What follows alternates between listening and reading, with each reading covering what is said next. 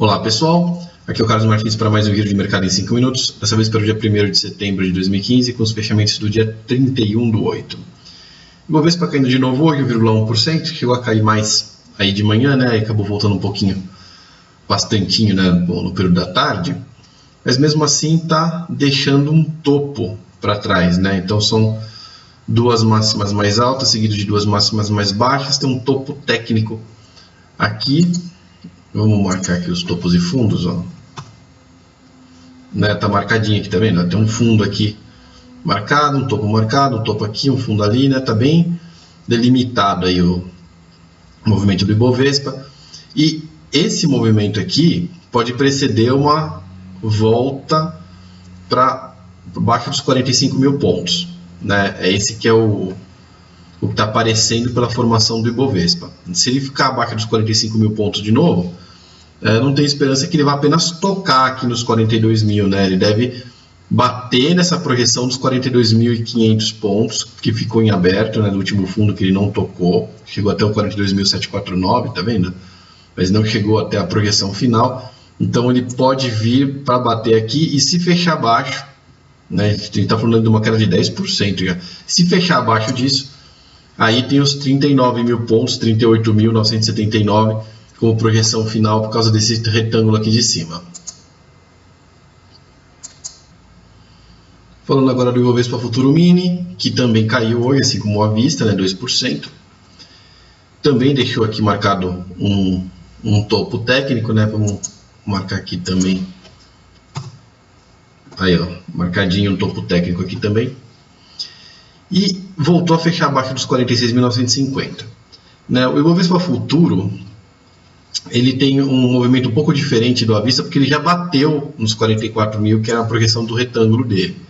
Tá? Nessa movimentação que ele está fazendo aqui agora, ele tem até uma dificuldade maior aí de romper, tá, essa figura, mas se ele fechar abaixo dos 44 mil pontos, daí a gente tem também projeção para baixo, mas a gente vai ter que fazer por meio de uma nova figura. Primeiramente a gente projeta esse Fibonacci aqui para baixo.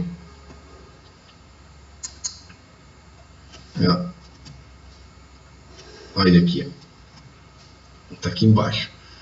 E aí a gente tem o 39.350 também como uma projeção, tá? Mas é um Fibonacci projetado, não é um Fibonacci inteiro, né, do original como é no Ibov à vista, mas de qualquer forma, tanto o Ibov à vista como o futuro precisam passar para baixo do suporte forte aqui de baixo, né, dos 44 mil no caso do futuro, e isso ainda pode demorar um tempo para acontecer, e nesse meio tempo ele está sem sinal, visto que as projeções de baixa já foram atingidas na semana passada.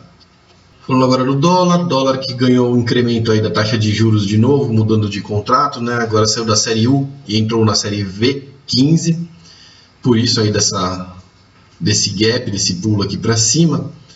De qualquer forma, ele já foi lá no 372, né, a máxima do dólar 372, ele que está projetado aí para 376, nós estamos falando do dólar futuro, então está embutido sempre os juros a cada início de mês, ele vai perdendo esses juros aí conforme vai passando o tempo, né, o juro da Selic mesmo, da taxa anual.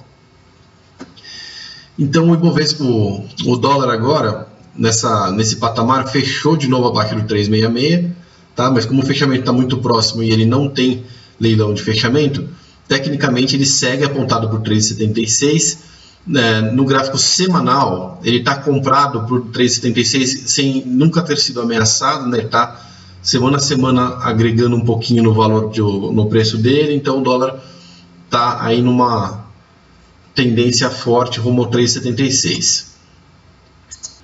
Falando agora da Petrobras que montou aqui uma semi-ilha de reversão, né? Eu digo semi porque tem um centavo aqui que está compartilhando a parte de cima com a de baixo da ilha, o que não deve acontecer numa ilha de reversão forte, então fica uma ilha de reversão mais fraca, só pelos corpos reais, o que também abaixa a projeção, ele não vai voltar para 14, 15 reais por causa desse sinal, mas ela podia voltar para os 9,47, o que ela já quase fez, né? E hoje subiu mais um pouquinho, 0,7%, na casa dos 9 reais ainda. É bom a gente ter em mente que a Petrobras subiu aí 20% nos últimos dias, né? Nos últimos 4, 5 dias. Tá? Depois que ela atingiu lá os 7 e pouco, ela já voltou 20%. Então realmente é normal ter uma certa resistência a continuar subindo depois de andar tanto em tão pouco tempo. Tudo bem que ela caiu muito rápido também, mas os percentuais são violentos. Se ela passar para cima do 9,47, tem essa área densa, tá? Que vai ditar se ela vai ou não retomar, sair da tendência de baixa. Ela ainda está dentro da tendência de baixa. Essa linha de tendência aqui não foi nem atingida ainda, né? A linha de tendência do Fibonacci que está dando a pauta no preço atual, tá? Ela não foi, nem ficou nem a tocar na linha de tendência. Se ela não conseguir passar, ela tende a cair de novo, e se fechar esses gaps aqui da ilha de reversão, a coisa pode ficar bem feinha para ela, porque ela tem projeção de Fibonacci até o 608, portanto é a projeção que está em ativa, embora ela esteja fazendo um pullback aqui grande, né? A tendência toda também é grande de 35%, ela está fazendo um pullback aí de 20%, a projeção de 608 ainda está em aberto para baixo. Vou falar agora então da Vale 5, a Vale que está tentando retomar o 14,22, não conseguiu de novo, mesmo assim subiu 2,8%. Se ela retomasse para cima do 14,22, ela mata novamente a projeção de baixa lá para o 9,97. Ela também tem uma pseudo-ilha de reversão aqui, tá um pouco mais fechada do que a da Petrobras, né? Ela está mais conservadora, digamos assim. Ela conseguiu aí agregar 10% no preço com esse movimento aqui dessa ilha de reversão. Mesmo assim, ela precisa fechar acima do 14,22. Se não conseguir fechar, ela deve voltar a cair. E se ela passar para baixo do 12,60 de novo, a nossa projeção que está em aberto do 9,97 vai ficar com a maior probabilidade de ser atingida. Falando agora do Banco do Brasil, né? O Banco do Brasil que tinha fechado o gap semana passada e hoje abriu outro gap para baixo. Vou marcar aqui o gap, ó. Abriu outro gap para baixo. Esse sim fez uma pequenina ilha de reversão aqui, mas essa ilha de reversão só seria válida se fosse num topo, né? No fundo aqui ela não tem a validade de jogar a tendência para forte para o lado que ela está apontando.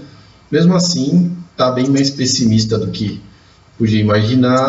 A gente projetar para baixo aqui esse Fibonacci, a gente vai encontrar valores entre 15,50 e 16,60, onde o preço dela pode se acomodar, tá? Ela está abaixo aí dos 18,33, e com essa formação aqui realmente ela pode entrar na casa dos 16 e até os 15 reais. Falando agora do Itaú, o Itaú fez um movimento bem parecido com o do Banco do Brasil, né? Ele que tinha vindo bater aqui na projeçãozinha do Fibonacci, acabou voltando para a linha de tendência, mas não conseguiu sair da tendência de baixa, né? Ele está andando dentro dessas linhas de tendência aqui do Fibonacci Fan, que estão apontando para baixo, testou aqui a última linha de tendência, voltou a cair. Nessa formação aqui, a tendência agora é que ele bata nessa linha de tendência de baixo de novo, tá? Que está agora na casa dos 25,39, então R$1 pelo menos é o que é esperado aí do Itaú cair. E se ele passar para baixo desse fundo aqui, então a gente tem uma flâmula montada, tá? E essa flâmula pode levar a gente para uma projeçãozinha mais embaixo de 4,83 a partir daqui. Vai dar praticamente no retângulo aqui no 23,99, um pouquinho abaixo do 23,99, então a projeção seria de bater nessa linha preta do Itaú. E para encerrar, vamos falar da Ambev. A Ambev que depois de bater nos 17,20 está de projeção, né, ela voltou bastante até dentro do triângulo de novo, que é uma região de indefinição, e aqui ficou no terceiro dia, já que ela está em torno aí dos R$19 de novo. Se ela criar novas figuras, poderemos ter novos sinais, por enquanto ela está indefinida novamente. Agradeço muito a presença de todos e até o próximo Giro de Mercado em 5 minutos.